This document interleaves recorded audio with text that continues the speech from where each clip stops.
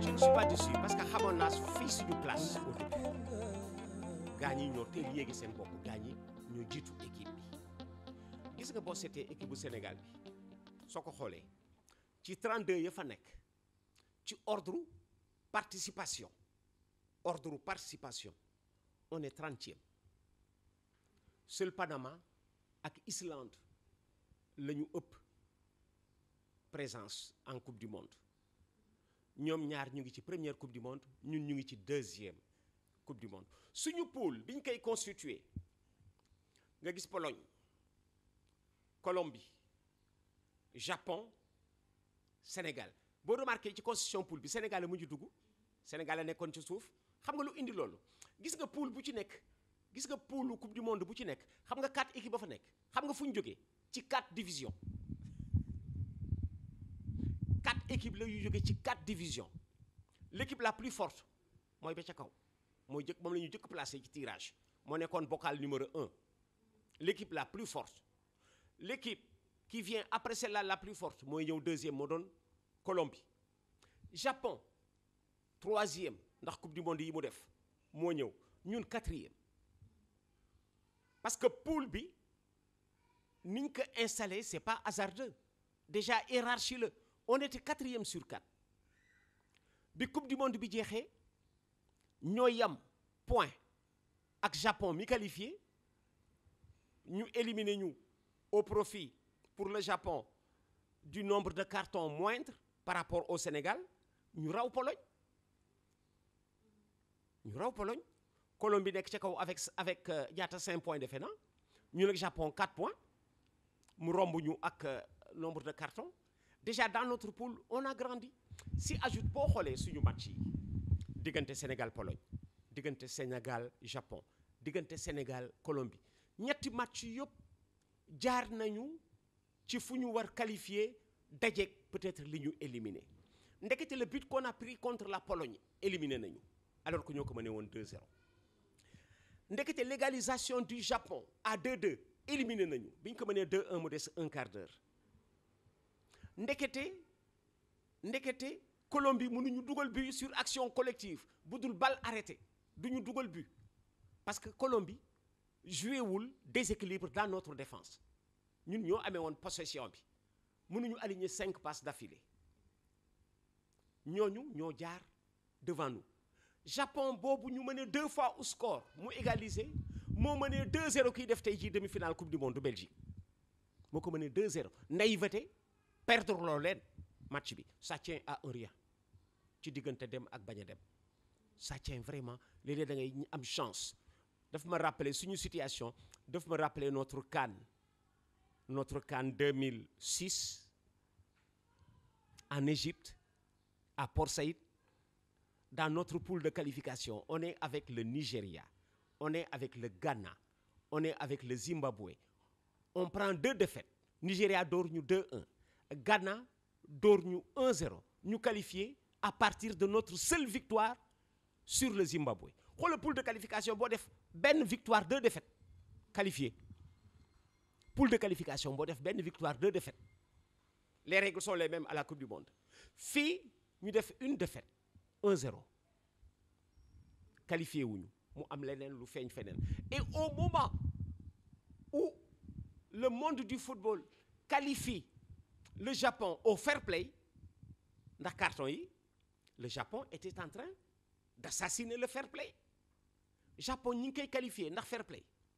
au même moment contre Pologne ñu refusé jouer parce qu'ils ont appris que le Sénégal est mené 2-0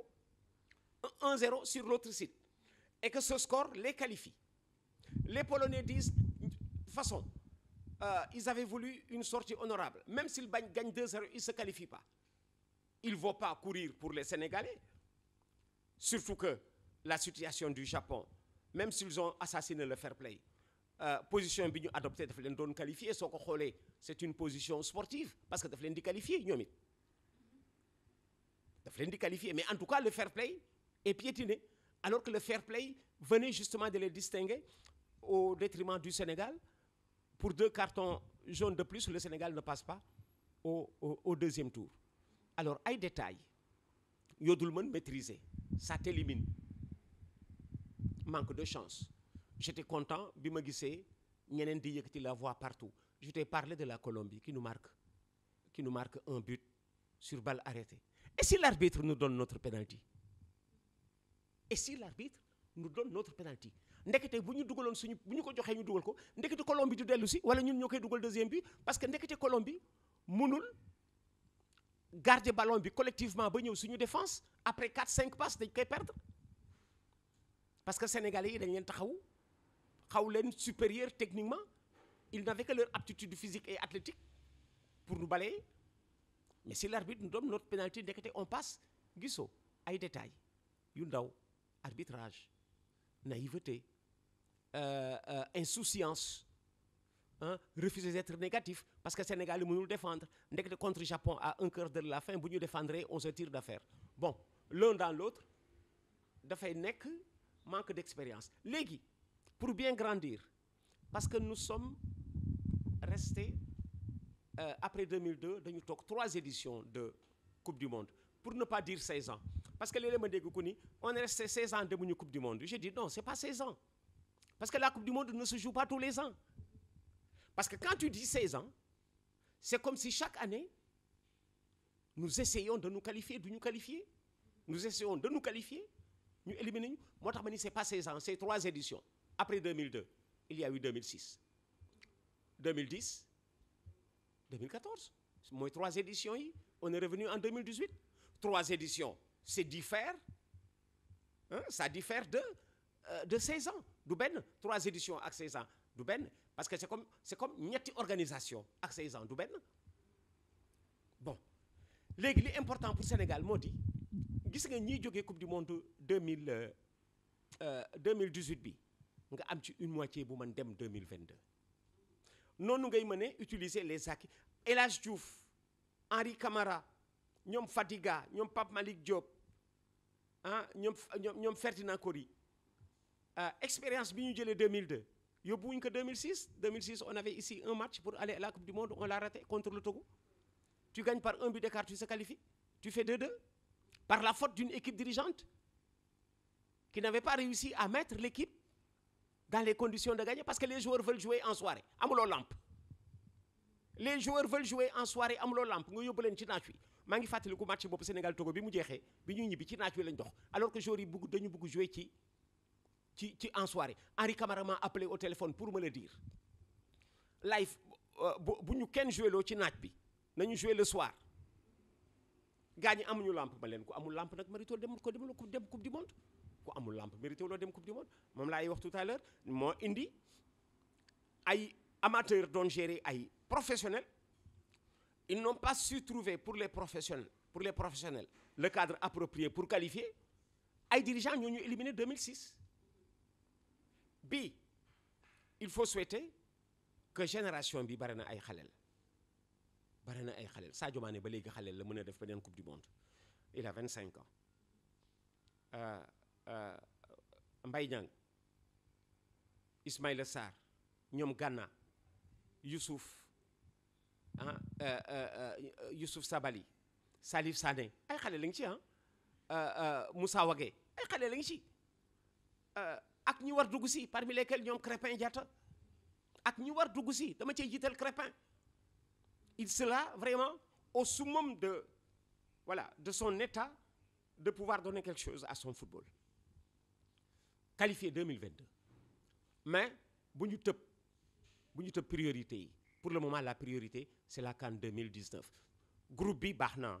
Sénégal def na Coupe du Monde bu honorable c'est tellement vrai que sur les 32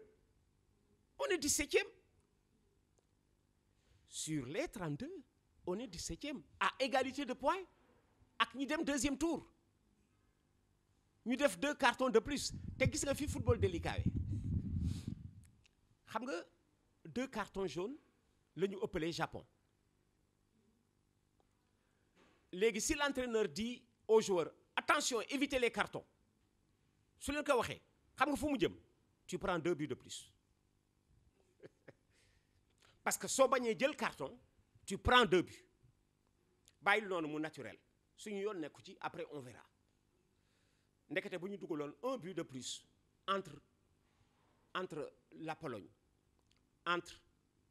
la Pologne le Japon et la Colombie bu ñu dugaloon un but de plus duñu soxla ñu naan ñoo ëppale Japon carte avertissement moo tax qualifié wuñu c'est dangereux de dire aux joueurs moytu leen carton yi parce que soo nee moytu leen carton yi mooy tegg leen seen tànk boo teggee sa tànk jël but moo tax ko bu ci kenn wax loolu affaire carton bu kenn wax joueurs yi moytu leen carton yi dañu jouer ni ñu doon jouer après daañu seet carton yi fu mu ñuy yóbbu la prochaine fois on essaiera de marquer un but de plus danañu éviter l'élimination parce que dañu am 2 cartons de plus waaw globalement Sénégal def na coupe du monde bu honorable mais gis nga ñi développé thèse boobu ils nous ont défendu ñi développé thèse selon laquelle Afrique demuñu deuxième tour mais ñooñu dañ ci teg lii gëj na am depuis 1982 ñu ngi dem deuxième tour bii lañ demul où se trouve le drame c'est pas catastrophique cela veut dire que depuis 82 yaa ngi ci yoon progrès nag gis nga même un avion perd de l'altitude un avion da ngay nekk ci biir avion mu surax moom la ñuy wax trou d'air même un avion perd de l'altitude te bu perdre ci altitude yi ñi ci biir avion yëpp tudd nañu yàlla ñëpp tudd nañu yàlla ndax tiit trou d'air ku mu musul dal bu la dalee nga defe ni tey ngay dee même avion day perdre altitude surax machine day paan nga dépanne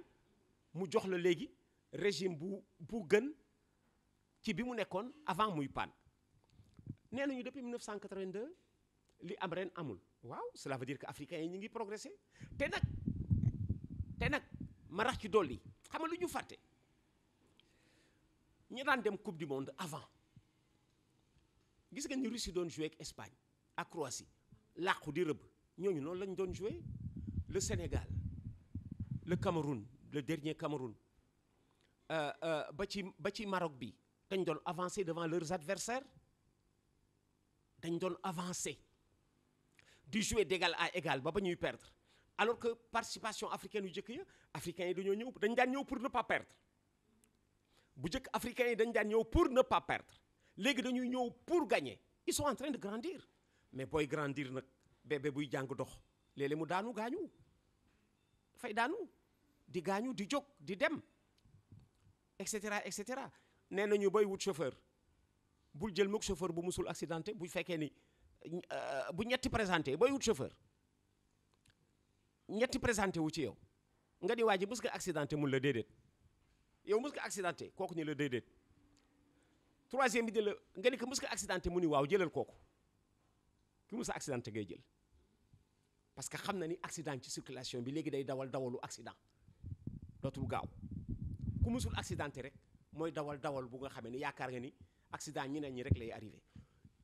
chauffeur bi mës a accidenté moo gën a accompli équipe bi mës a vivre déception bu dellu see dafay baax day màgg moom la ñuy wax on apprend de ses erreurs waaw Sénégal def nañu coupe du monde bu honorable 2002 dem nañu deuxième tour dem nañu quart de finale moo gën a rafet bi mais bii ñaawul waaw on n'est pas content de notre coupe du monde c'est vrai kontaanuñu ci suñu coupe du monde mais amuñu déception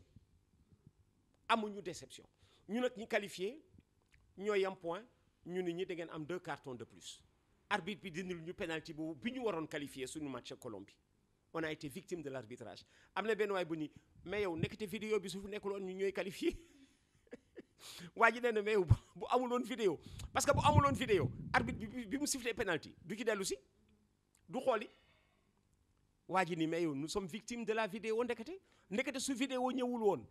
daañ dem deuxième tour parce que arbitre bi du am lu mu xool pour bañ a jox suñu penalty ma leen may kooku chance ak malchance ngi noonu léeg-léeg da ngay génn sa kër daje ku tax nga réussir dans la vie nga am rendez-vous bu nga xamee ni dafa defar sa dundu bakkan ça arrive noonu la mel ci terrain yi bis nga dajeek arbitre bu nga xamee ni xëy na juum na ci yow barki démb ba ma gisee ñu ni am na 22 arbitres yu ñu suspendre ñii à vie ay 10 ans man leen arbitrage a ngoog waaw ku ci musul nekk victime rek xam loolu lu mu doon